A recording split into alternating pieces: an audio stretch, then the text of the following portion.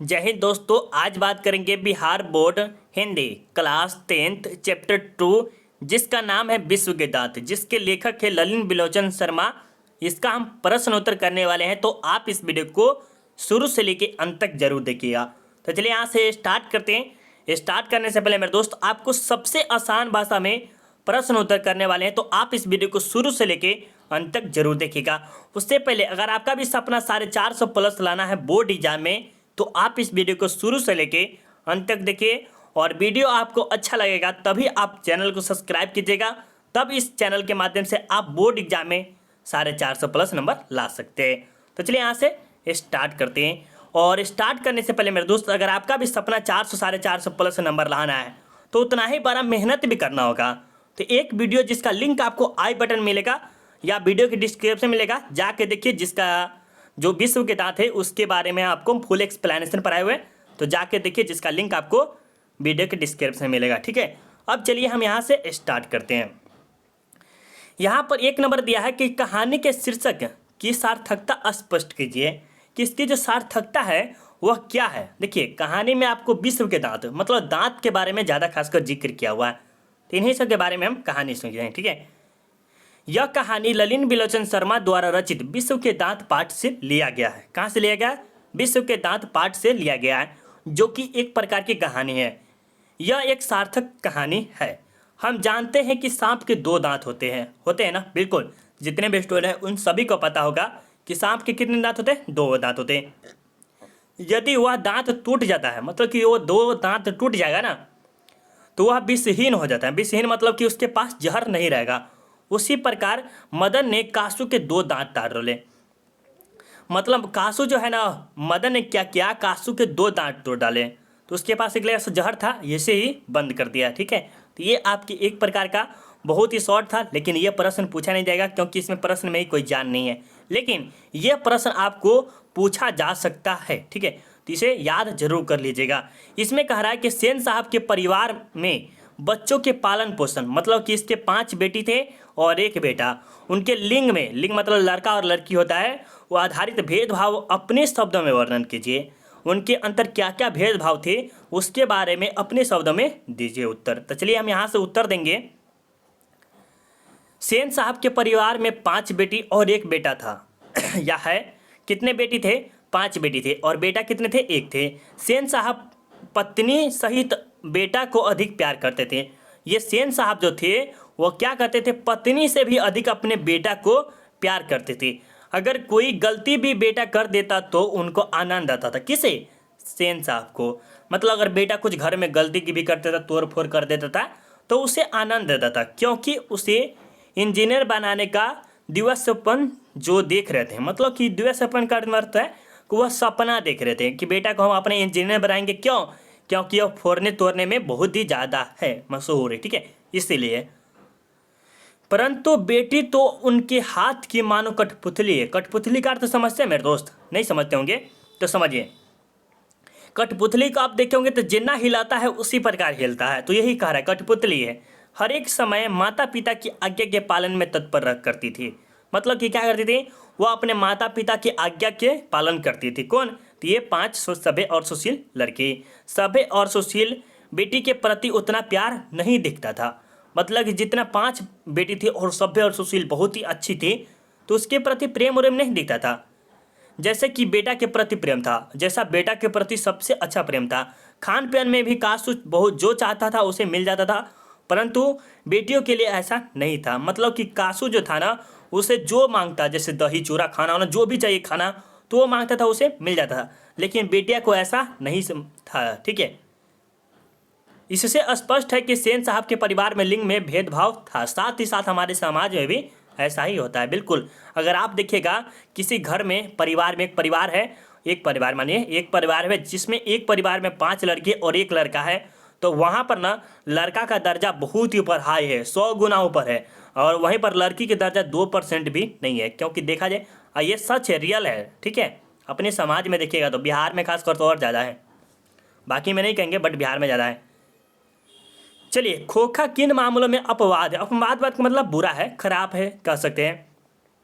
खोखा जीवन, जीवन मतलब कि अपने जीवन के नियम और घर के नियमों के मामले में अपवाद है।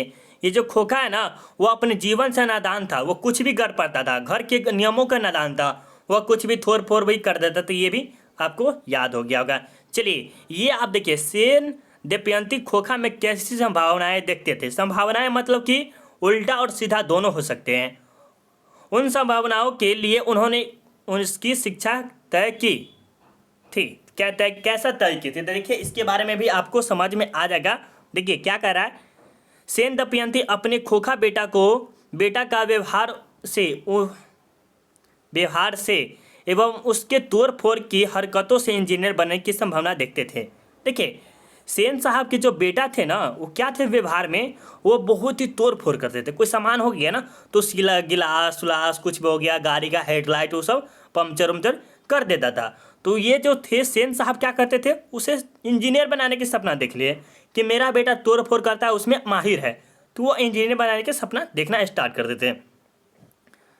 उन संभावनाओं के लिए उन्होंने उसकी शिक्षा के लिए पढ़ाई मिस्त्री को बुलाकर ठोक ठाक सिखाने के लिए तय किया। मतलब मिस्त्री को बुलाकर ठोक ठाक कराने की, जैसे नहीं होता है कि गाड़ी मैकेनिक होता है, उसको बुला के ये ठोक ठाक करवाने की काम करना स्टार्ट करें। तो ये भी आपको समझ में आ गया। ये भी प्रश्न बहुत ही अच्छा है, ये भी आने का चांस ज़्यादा रहता है। ठीक है, अब यहाँ देखिए 5 नंबर प्रश्न में ये प्रश्न कीजिए, ये वाला क्या है, लड़कियाँ क्या है, कठपुतलियाँ है और उनके माता पिता को इस बात का गर्व है। मतलब क्या है, ये जो लड़कियां क्या है, कठपुतलियां है, और इसे क्या है, माता पिता को गर्व है कि मेरी बेटी जो आज्ञा का पालन करती है। लेकिन ये गलत है मेरे दोस्त, गलत है। देखिए अगर लड़की को अगर छूट नहीं दीजिएगा तो सही में लड़की को छूट नहीं दिया जाता है, बट कैसा क्यों नहीं दिया जाता है ये अलग बात है, हम भी इस पर ज़्यादा चर्चा नहीं करेंगे। ठीक है, चलिए प्रस्तुत पंक्ति हमारे पाठ्य पुस्तक गोधली भाग 2 के गद्य खंड विश्व के दांत शीर्षक कहानी से लिया गया। इस प्रकार आप लिखिएगा ना, अगर आप 5 नंबर के लिख रहे हैं तो आपको 100% 5 नंबर का 5 नंबर देगा। ये हम कह रहे हैं आपको 100% देगा तो देगा। ठीक है, अगर आप इस प्रकार लिख रहे हैं तो ठीक है।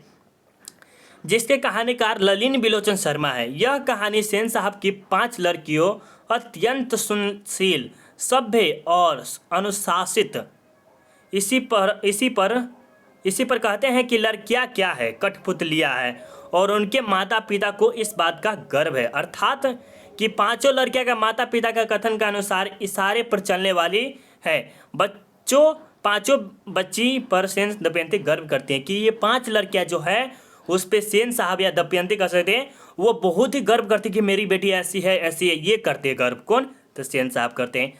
तो वही कह रहा है कि ये भी आपको समझ में आ गया ना। इस प्रकार अगर आप यहाँ से लेके यहाँ तक अगर आप उत्तर दे देते हैं तो आपको कम से कम 2 नंबर यहाँ तक मिल जाएगा। अगर 5 नंबर का है तो यहाँ से यहाँ तक दे देते तो 2 नंबर।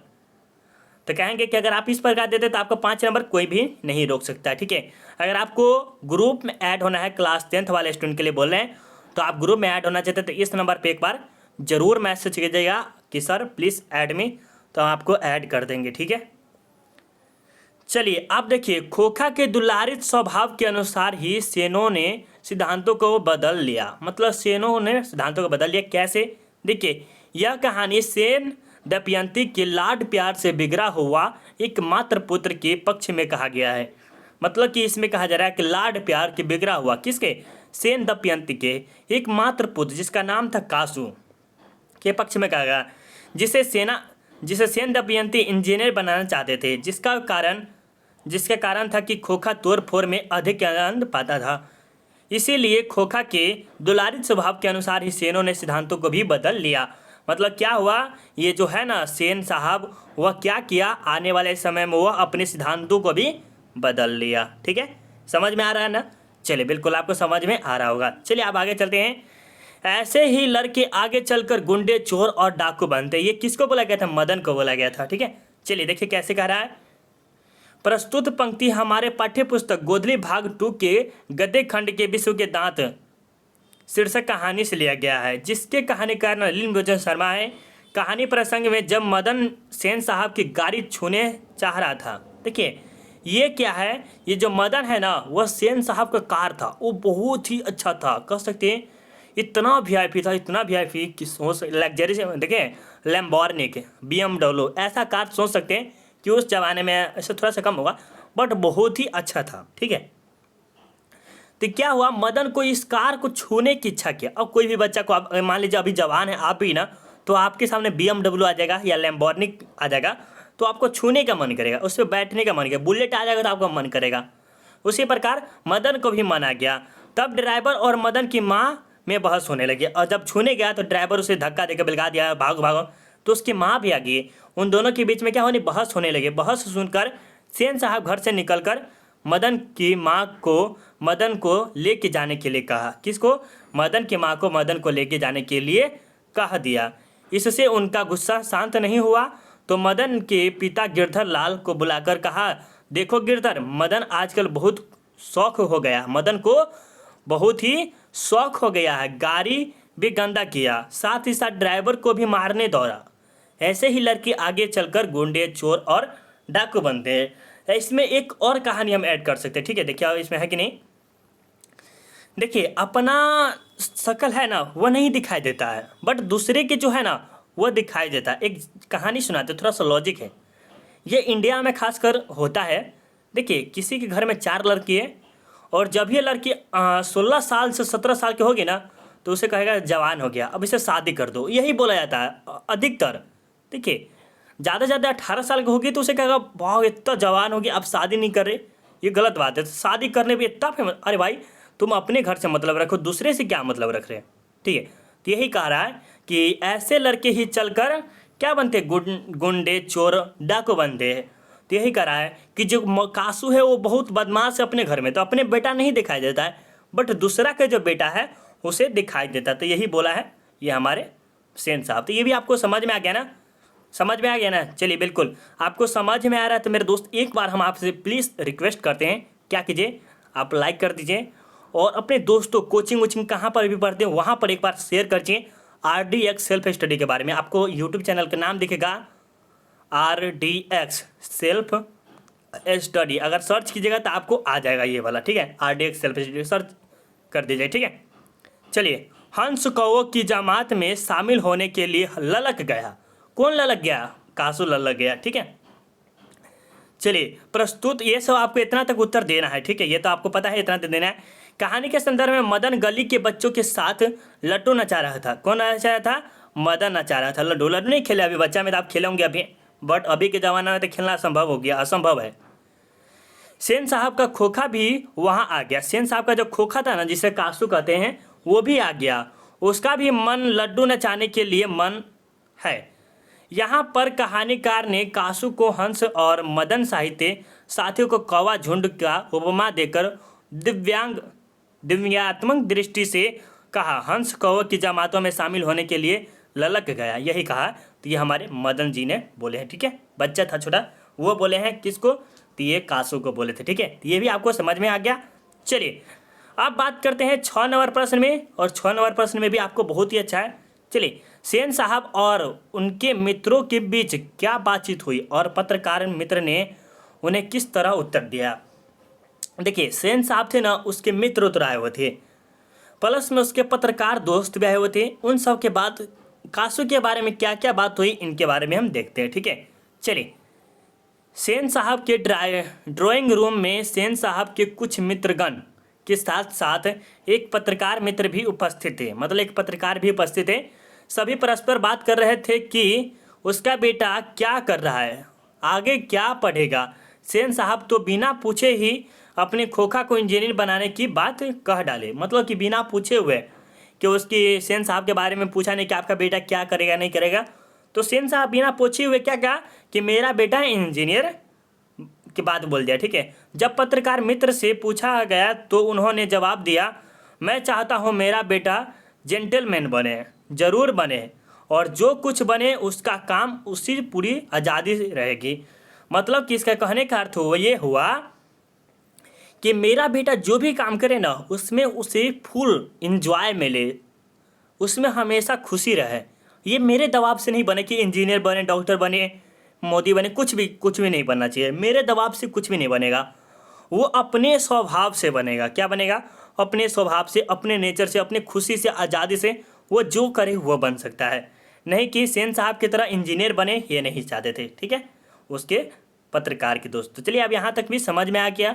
चलिए अब बात करते हैं 7 नंबर में, और 7 नंबर में कह रहा है कि मदन और ड्राइवर के बीच के विवाद द्वारा कहानी का क्या बताना चाहता है।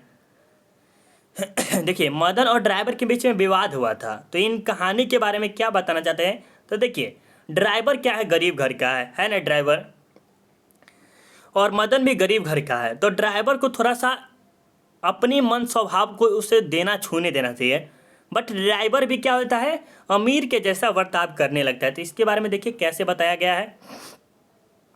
कह रहा है कि मदन और ड्राइवर के बीच का विवाद के माध्यम से कहानीकार यह बताना चाहते हैं कि जनसाधारण भी वैसा ही बन जाता है जैसा कि उसकी संगति होती है। मतलब कि अगर आप जिस संगति में रहते हैं, अगर आपके दोस्त 4 दोस्त हैं, ठीक है, और वो चारों के चारों पढ़ने में एकदम सुपर फास्ट है, तो आप 5वां है ना, तो आप पाँचों के पाँचों सुपर फास्ट हो जाएंगे पढ़ने में। और देखिए, एक खराब है, सॉरी 4 एकदम खराब है और एक अच्छा है, तो 4 पाँचों के पाँचों खराब हो जाएगा। ये मेरा नहीं, ये सिद्धांत है दोस्ती का। क्या है, दोस्ती का सिद्धांत। ये 90% नहीं 99% होता है, वह चेंज हो जाता है। कितना, 99% वह चेंज हो जाता है। ठीक है, चलिए। ड्राइवर सेन साहब का नमक खाता है, सही बात है, इसीलिए सेन साहब के बेटे की बदमाशी की ओर नज़रअंदाज कर देता है।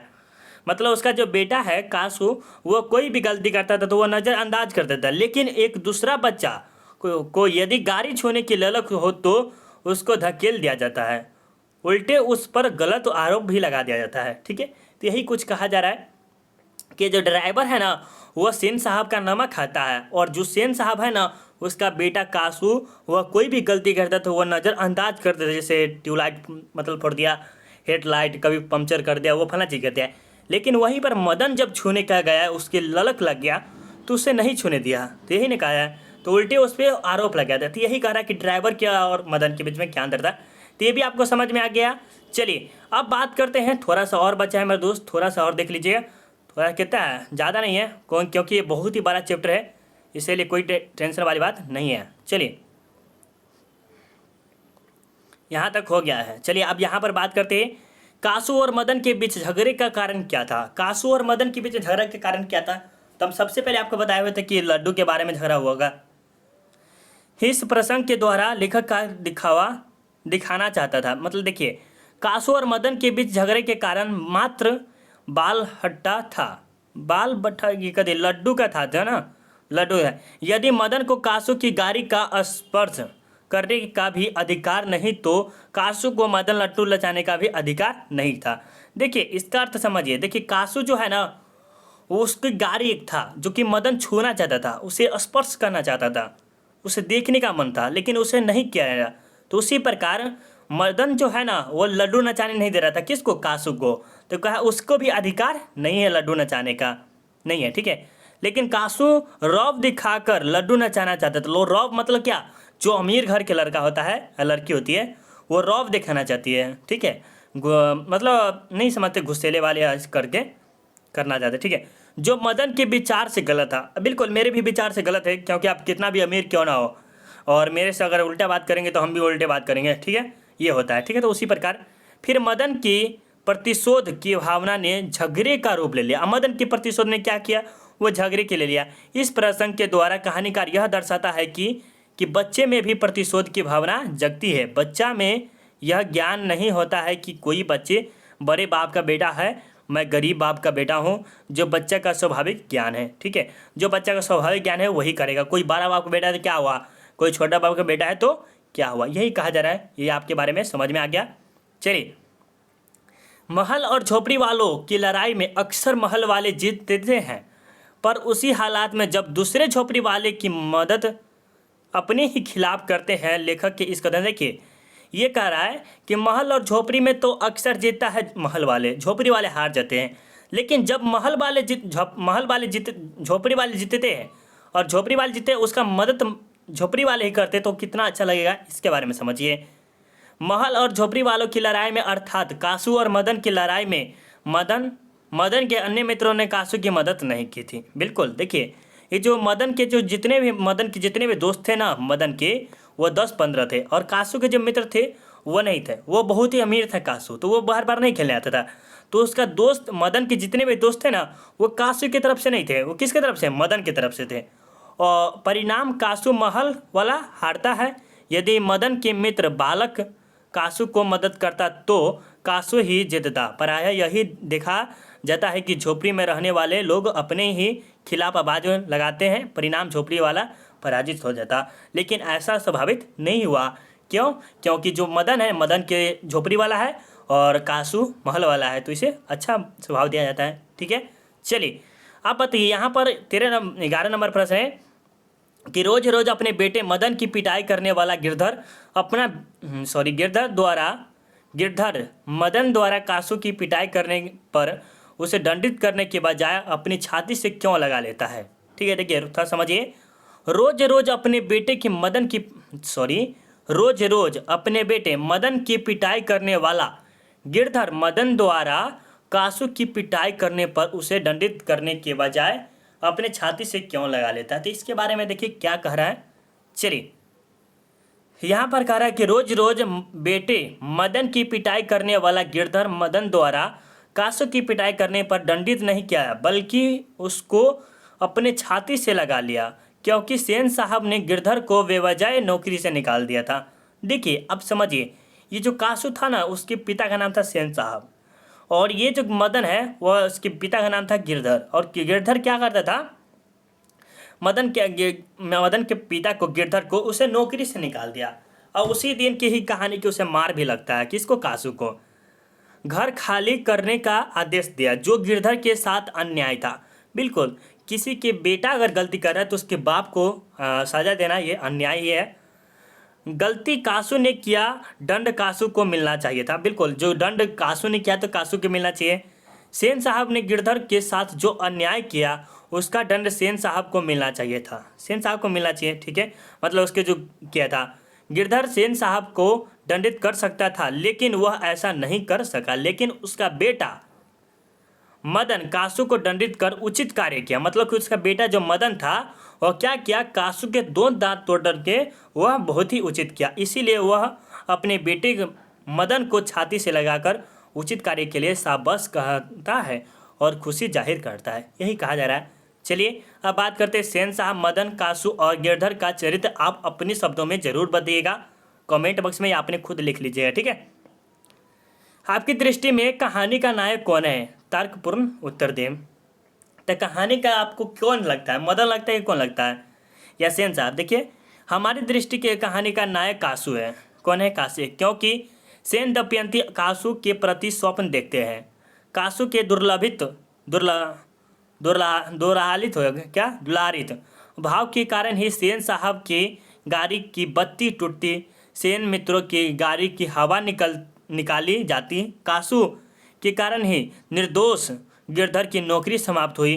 कासू के नटखट स्वभाव के कारण ही सेन साहब को मित्रों के बीच मन महसूस कर रह जाता है, तथा कासू के लाड प्यार के सामने सेन साहब की पुत्रियां कुछ नहीं है। कासू के ही दांत टूटते हैं, जैसे विश्व के दांत की संज्ञा दी जाती है। तो ये सबसे ज़्यादा किसे ले सकते हैं, हम ले सकते हैं इसे, जो मेन नायक ले सकते हैं, किसे लेंगे, तो हम कासू के लेंगे। ठीक है, चलिए आगे चलते हैं। आपके सामने ये लास्ट क्वेश्चन होगा, मेरे ख्याल से लास्ट क्वेश्चन है। हाँ चलिए, प्रारंभ से ही कहानीकार का स्वयं स्वर व्यंग्यपूर्ण है, ऐसे कुछ प्रमाण उपस्थित करें। ठीक है, इसके बारे में देखिए। प्रारंभ से ही कहानीकार का स्वर व्यंग्यपूर्ण है, इसके परिणाम में कहानीकार की उक्ति गारी के पक्षों में, जैसे कोयल घोंसले से जैसे कोयल घोंसले से कब उड़ जाए, सेन साहब की पुत्रिया के प्रति व्यंग्यपूर्ण उक्ति में कहानीकार ने कहा है, वे ऐसी मुस्कुराहट अपने होठों पर ला सकती है कि सोसाइटी की तरक्याएँ भी उसके कुछ सीखना चाहे तो सीख ले। मतलब उसकी सुशील सभ्य बेटी इतनी अच्छी थी कि उससे सीख सकती है। कहानी में वहाँ भी कहानीकार ने दिव्य कहा है, जहाँ कासू मदन की जमात में लड्डू नचाने जा पहुँचा, उस समय कहानीकार की उक्ति हंस कौओं की जमात में, ये सब भी बोला गया है। तो ये कोई ज़्यादा इंपॉर्टेंट नहीं है, मेरे ख्याल से 9 के बराबर चांस है। और ज़्यादा खासकर वेट कीजिए मेरे दोस्त, थोड़ा सा 1 मिनट और लेंगे। क्योंकि ये बड़ा वीडियो बना होगा, मुझे पता है। ठीक है, देखिए वीडियो अच्छा लगा होगा। देखिए ये वीडियो आपको बहुत ही अच्छा है। ठीक है, लिखने का मन है तो ये लिख लीजिएगा। देखिए ये लिख लीजिएगा, थोड़ा सा ये लिख लीजिएगा, ये भी आने का चांस है। ठीक है, ये भी आपको ठीक है, देख लीजिए थोड़ा सा, ये भी थोड़ा नहीं है, बट ये भी थोड़ा सा है। लड़के आगे चल के गुंडे मवाली से बनते हैं, ये भी नहीं। सेन साहब के विद्या, हाँ ये भी थोड़ा सा है इम्पोर्टेंट। ठीक है, चलिए ये भी आप मदन ड्राइवर के बीच, ये भी थोड़ा सा ठीक है, थोड़ा मोड़ा सब ये भी सब ठीक है। चलिए आप ये भी सब ठीक, झोपड़ी उपड़ी में। और आपको ये क्या करना है, ये आपके 14वां नंबर प्रश्न है कि विश्व के दांत कहानी का सारांश लिखिए। अगर आप सारांश का वीडियो देखना चाहते हैं तो ये बहुत ही बड़ा वीडियो था, आपको यहाँ पर लिंक मिलेगा आई बटन में, तो जाके देख लीजिए आई बटन में, या तो वीडियो के डिस्क्रिप्शन में मिलेगा, वहाँ से आप देख लीजिएगा। अगर आपको PDF चाहिए तो टेलीग्राम पे जाकर सर्च कीजिएगा RDX सेल्फ स्टडी। आपको PDF चाहिए तो टेलीग्राम पे जाकर सर्च कीजिएगा RDX सेल्फ स्टडी, या तो वीडियो के डिस्क्रिप्शन में भी मिल जाएगा। अगर आपके भाई बहन दोस्त कोई भी क्लास 12th में गए हैं या जाने वाले हैं 11th में, तो उसे ज़रूर बताइएगा किसी चैनल के बारे में, self study with Kundan Kumar. ठीक है, आप देख रहे हैं कुंदन सर के साथ। चलिए मिलते हैं अगले पार्ट में, बाय बाय, जय हिंद जय भारत।